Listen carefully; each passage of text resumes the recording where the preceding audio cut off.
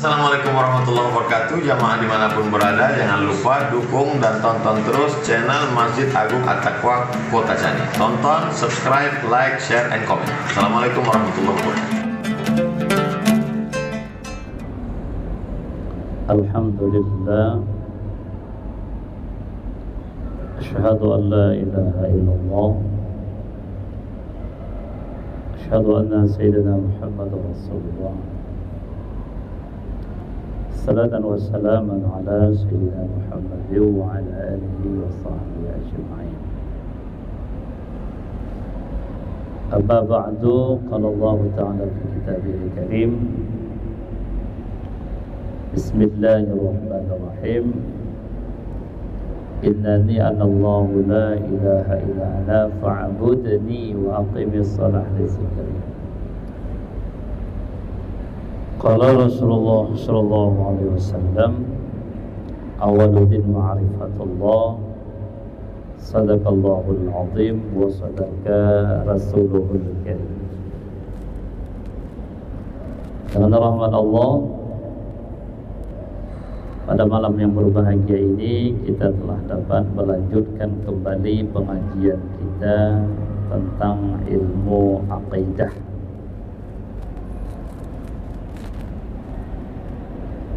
Selanjutnya, dan katanya wal irada, artinya berkehendak. Itu sifat wujudiyah yang berdiri ia dengan zat Allah Ta'ala, yang mentaksiskan mungkin dengan setengah barang yang harus atasnya, yakni atas mungkin itu. Maka katanya mentaksiskan mungkin hingga akhir itu isyarah kepada ta'alluqnya tanjizi qadim, dan yaitu mentaksiskan sesuatu dengan setengah barang yang harus atasnya pada azali,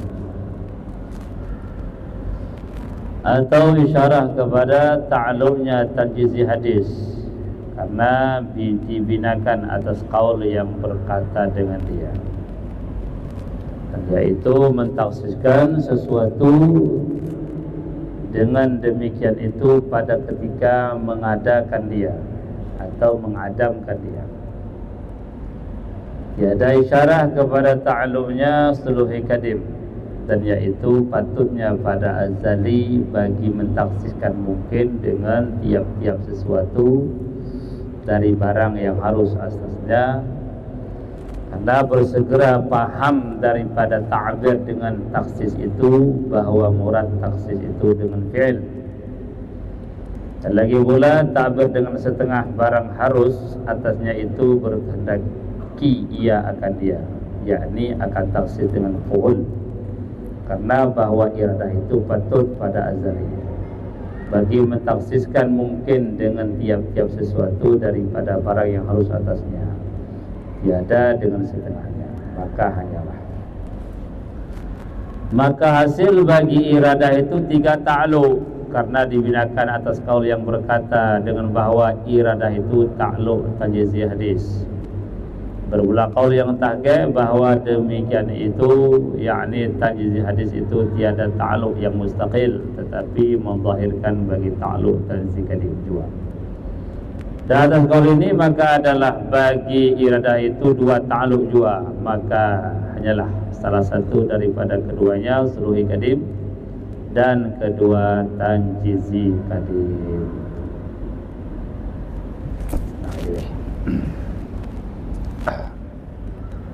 Bismillah.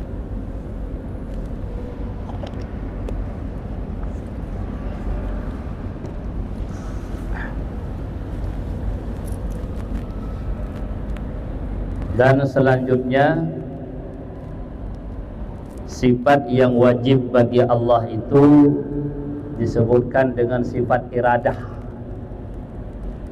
Jadi wajib Allah itu bersifat dengan iradah. Arti iradah berkehendak. Bagaimana makna sifat iradah itu? Sifat iradah itu adalah satu sifat yang wujudiyah bagi Allah, yang berdiri dengan zat Allah, yang menentukan Allah dengan sifat iradah itu akan barang yang mungkin daripada setengah sifat yang boleh di atas yang mungkin itu, tiada setengahnya. Maka dalam hal ini yang pertama kita pahami bahwasanya Allah itu wajib, makna wajib mesti, tidak dibenarkan oleh akal, tidak adanya. Yang dibenarkan adanya itu makna wajib di sini. Apa itu? Allah bersifat dengan iradah, ada sifat kehendak bagi Allah. Bagaimana iktikad kita tentang iradah itu? Kita wajib meyakini bahwasanya iradah itu satu sifat, yang mana sifat itu dibangsakan dengan sifat wujudiyah.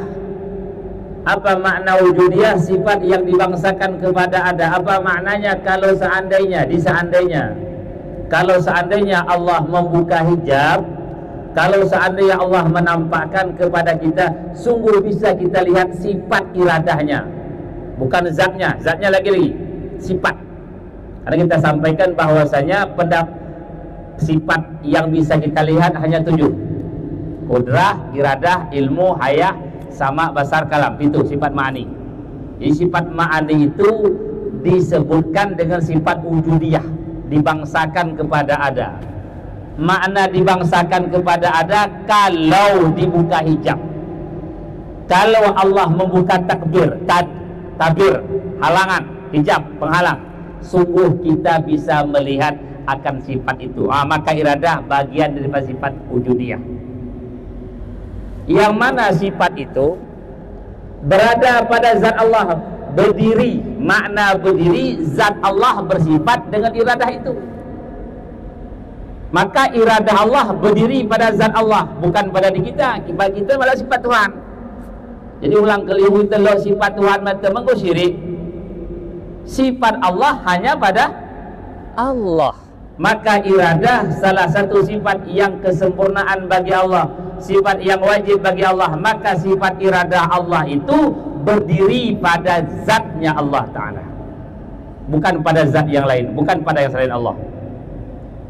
Nah, selanjutnya bagaimana? Sifat iradah itu menentukan sifat yang mungkin bagi barang yang mungkin. Contoh, manusia itu saat dijadikan oleh Allah tidak terlepas daripada bentuknya dan tidak bertas daripada sifatnya. Kita lahir ke Tuhan berdunia ni mung gedang, mung bedok, mung berong, muntah. Si nentukan kita gedang iradah. Waktu kita lahir berdunia ni boleh panjang, boleh pendek. Ini kan sifat berlawanan. Boleh hitam, boleh putih, boleh kaya, boleh miskin, boleh menjadi pejabat, modal biasa, menghina, mulia, itu sama itu. Itu semuanya saat kita lahirkan satu daripada itu yang diambil.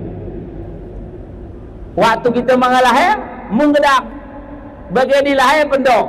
Maka yang menentukan kita itu pendek itulah Allah dengan sifat iradahnya. Jadi sifat iradah itu namanya sifat taksis. Sifat yang Allah menentukan dengan sifat itu akan segala yang mungkin. Sifat setengah daripada setengahnya, sifat perlawanan. Contoh, kita hendak lahir, boleh tak lahir kita di negeri yang lain? Boleh. Ni Cina pun mula lahir kita. Ni sebelum kita lahir. Begitu kita Allah takdirkan lahir di jani, menentukan lahir di jani, ini bersifat taksis, sifat iradah. Maka iradah itu disebutkan ke sifat taksis, penentu. Yang ditentukan barang yang mungkin. Maka iradah itu takluk kepada mungkin, tidak takluk kepada wajib dirinya Allah, dan tidak takluk kepada mustahil. dengan kudrah iradah takluknya kepada yang makna mungkin yang bisa diterima oleh akal. Nah, maka salah satu daripada itu sifat iradah. Maka sifat iradah itu menentukan barang yang mungkin, yang mana barang mungkin itu tidak terlepas ada sifat yang berlawanan. Mana sifat lawan? Putih berong. Nah, yang ditentukan oleh Allah itulah sifat itu. Nah, maka dalam hal ini kita ulang kembali bahwasanya iradah itu satu sifat yang berdiri pada zat Allah Ta'ala. Dia dibangsakan kepada sifat wujudiyah, makna wujudiyah kalau dibuka hijab nampak, dan sifat itu untuk menentukan yang mungkin daripada sifat yang berlawanan. Mendak mungkin sebut dua ia berong pe ya mentah apa dibuat, yang gedang pe ya pendau pe apa de, ya miskin pe ya baik apa de, ya mulia pe ya hina apa de. Maka ditentukan oleh Allah dengan sifat iradahnya. Ya. Yang selanjutnya, iradah ini berapa takluknya? Maka pendapat ulama, iradah itu 3 takluk. 3 takluk dah, telu. Dek kudrah soh itu takluk nene. Kalau iradah 3 takluk. Pendapat yang kuat hanya 2. Kita hitung 3. Yang pertama, takluk suruhi kadim. Arti makna takluk suruhi kadim, Allah itu dengan iradahnya, dengan sifat iradahnya boleh menentukan kita bagaimanapun. Mau berong pe mentah pe waktu mengelut kita. Kita pandang memang KP ketentuan Tuhan, maka sifat iradah itu patut untuk menentukan apa saja. Boleh hitam, boleh putih. Itu namanya takluk suluhi kadim. Patut. Yang kedua, takluk suluhi, takluk tanjizi kadim, boleh suluhi. Tanjizi engkau terjadi bagas ilmu Tuhan. Sebelum kita lahir, sudah ada rencana Allah untuk kita warna hitam. Jadi kerana takluk tanjizi kadim. Kita lahir waktu warna berong. Jadi uya dah waria rencana Tuhan ni. Ngondoklah dunia pe mangelot rencana Tuhan kita warna cetem berong, warna kulit. Jadi namanya takluk tanjizi kadim. Artinya sudah pada azali Allah rencanakan kamu hitam, kamu panjang, kamu menjadi pejabat. Maka rencana Tuhan untuk kita anda. Oh, ia baru kita rencana tak? Contohnya ya, baru kita baca dah. Siroh isi dari tanduk atau berenda dah, apa-apa dah. Maka rencana Allah takluk tanjizi kadim untuk pengajian kita ini, sebelum dunia diadakan oleh Allah, sudah ada rencana Allah yang mengaji malam ini orangnya, baju dipakai ini, yang duduk berdampingan ini. Dikirakan tanjizi kadim. Yang ketelu tanjizi hadis. Begini kesebahan Tuhan, begini kenyataan dengan. Tanjizi kadim mengepelok kita ngolot. Tanjizi hadis begini baru terjadi. Paham ni? Suluhi kadim melewat, tanjizi kadim melewat, tanjizi hadis begini. Soh kasih begini, gak bahan Tuhan kita begini modelnya, enda kerana iradah takluk tanjizi hadis. Artinya Allah wujudkan rencana sini begini. Ini tanjizi hadisnya. Kau faham ni? Awak terbedakan tanjizi kadim. Artinya mangepelot kita, mangepesoh begini rencana Tuhan untuk maju. Enda je mana si tanduk genda. Jadi mangepelot kita melok rencana Tuhan. Takluk tanjizi kadim lah. Tanjizi hadis dah sohbe waktu dah.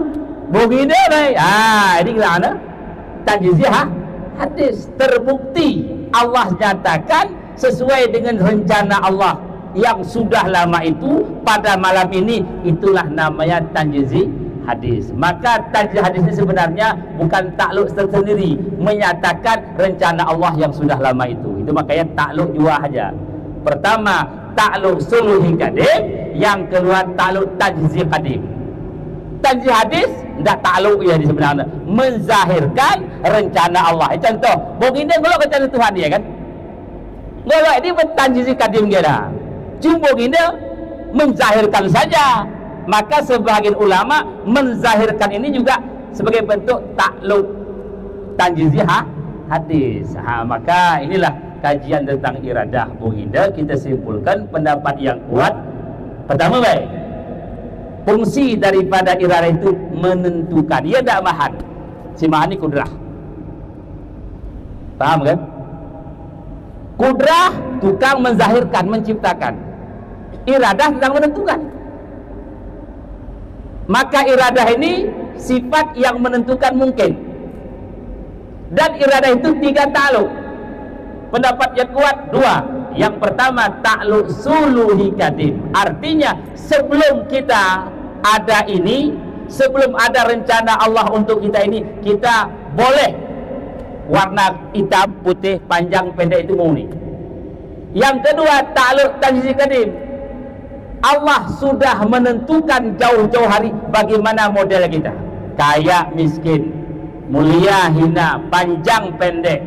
Lahir kita di tempat ini atau di luar tempat ini, golot bakal rencana Tuhan. Ini tajzi qadim. Tajzi qadim. Ketentuan Tuhan sudah terjadi pada ilmu Allah. Yang kedua tajzi hadis. Sewaktunya rencana Tuhan akan Allah jadikan tahun 2025 begini kasa 2000 ternyata wujud, maka ini kerana tanjizi hadis. Jadi kasa tanjizi hadis dia malah ta'alluq sebenarnya jadi. Tidak ta'alluq tersendiri yang menzahirkan rencana Allah. Maka ta'alluq hanya 2. Suluhi qadim dan tanjizi qadim. Manga pelot kita nggo rencana Tuhan mahar kita jadi bupati ni. Jema-jema jadi bupati sendahna dikan rencana Tuhan dikan. Manga ke dunia lot golok rencana sida. Jadi tanjizi qadim belana. Golok rencana Allah sebelum Allah jadikan dunia sudah rencana. Itu tanjizi qadim. Begini ke sesuatuna tahunna gak bahan Tuhan, tanjizi hadis. Maka tanjizi hadis ini menzahirkan rencana Allah yang sudah lama. Ngoyatu ya tanjizi hadis kelana. Maka tanjizi hadis ini sebenarnya ia ta'alluq. Itu sebagai kenyataan menzahirkan Allah rencana Allah yang sudah lama itu. Maka inilah kajian kita malam ini. Mudah-mudahan kau paham yang surah pokoknya. Kita wajib meyakini Allah itu bersifat dengan iradah. Iradah itu sifat wujudiyah. Maknanya kalau dibuka hijab nampak. Teridah sifat iradah Tuhan. Zatnya lain, sifatnya lain. Kadang kan nurut. Zat Allah pun nampak, sifat Allah pun nampak. Sifat Allah yang nampak, nama aja sifat ma'ani. Kudrah, iradah, ilmu, hayah, sama, basar, kalam. Jadi ini nampak. Lain ini enggak nampak. Tidak nampak. Karena sifat hal. Oleh karena itu, inilah pengajian kita. Barangkali ada pertanyaan, silakan ditanya.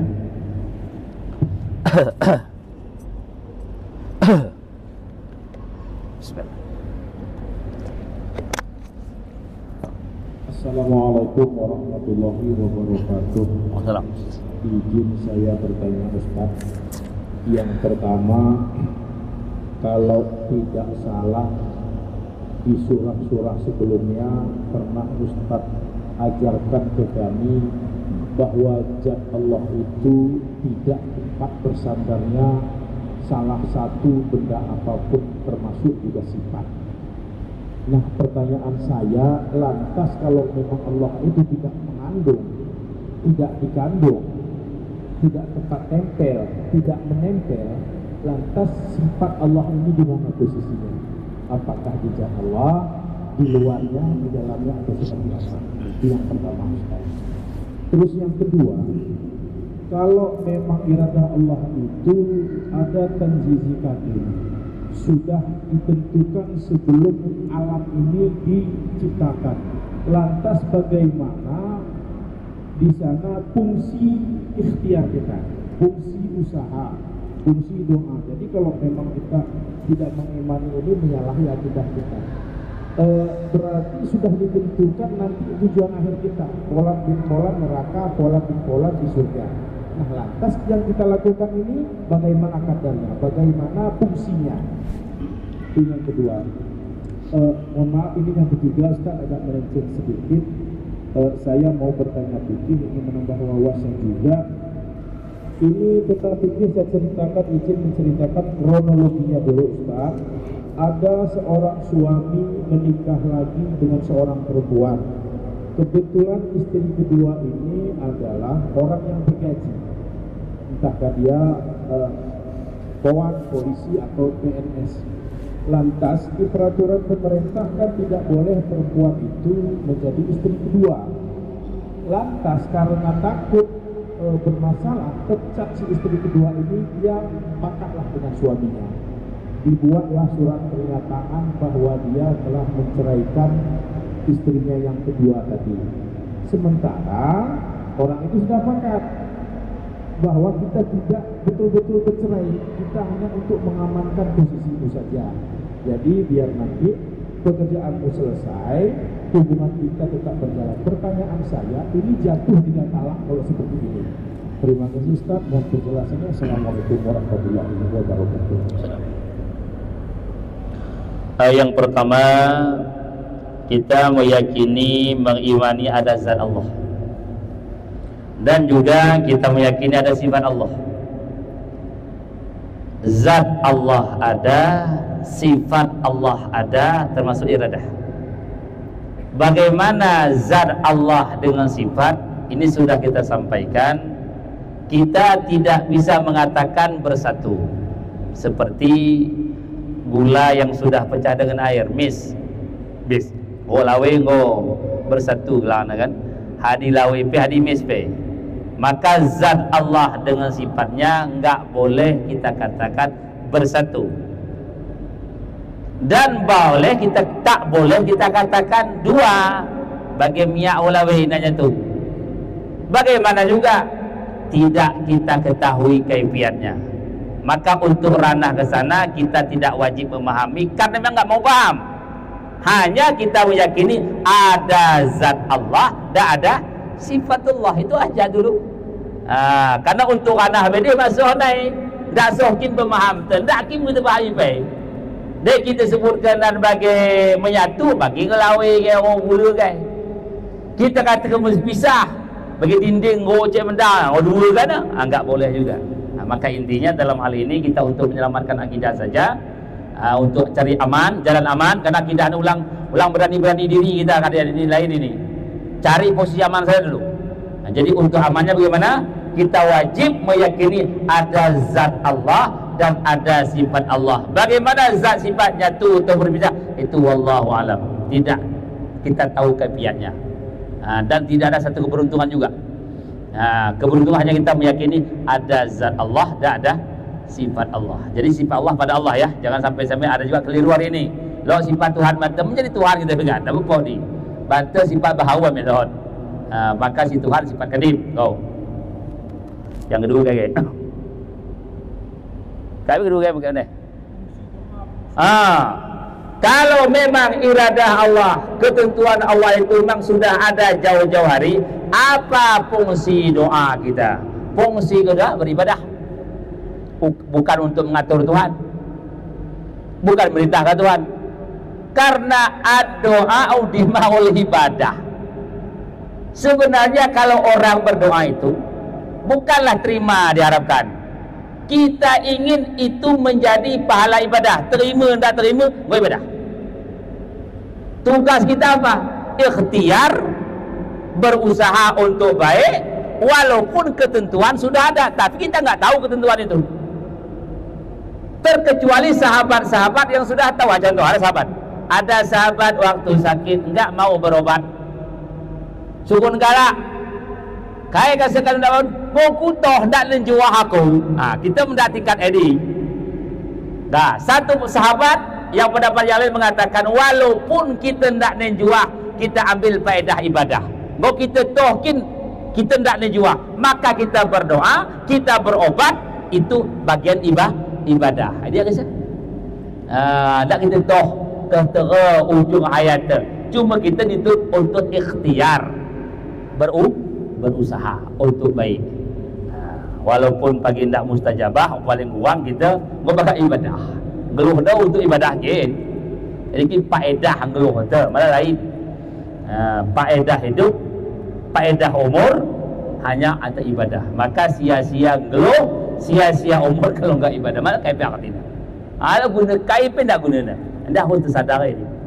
Jadi kalau ibadah enggak ada arti hidup, enggak ada. Maka faedah hidupmu, faedah umurmu li ta'abbudin. Untuk beribadah, kerjakan yang baik, katakan yang baik, lakukan yang baik, itu aja. Habis menunggu kita berangkat kepada Allah. Memang tujuh kita. Yang ketelu fikih ke. Tulisnya kucerai ke bulan. Dan waktu tulis memang tidak rencana untuk mentalak. Tidak ada rencana. Oh ya. Ya, tidak jatuh, tapi berbohong tetap. Waktu nulis tidak kira rencana untuk mentalak dan enggak dibaca surah itu. Setelah ditulis enggak dibaca. Kalaupun dibaca hanya meniat membaca ini, bukan untuk mentalakkan. Itu intinya dulu. Intinya tidak ada niat untuk mentalakkan. Maka kita tulis satu surat lapan cerai, tidak ada niat untuk menjatuhkan, enggak jatuh talak. Tapi tetap kita berbohong. Kenapa itu perintah guys? Membual agak. Pembual. Jadi Pak pemerintah nak bahan kahwin dua kan? Dia kahwin dua gaji benih. Pecat. Dia pecat. Pembual apa kita ambil? Cerai tak cerai? Karena di saat kita menulis lapat cerai, niat tidak cerai, tak jatuh. Tulis ini kinayah. Ni tulis ini kinayah. Kalau kinayah berjatuh harus ada kasat untuk menjatuhkan. Sementara dia bukan untuk kasat menjatuhkan, memang untuk menipu misalnya. Jadi intinya tidak jatuh talak karena tidak ada nawaitu untuk menjatuhkan talak.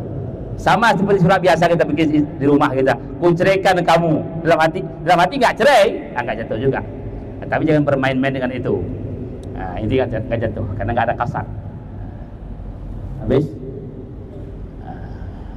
Sekian. Assalamualaikum warahmatullahi wabarakatuh.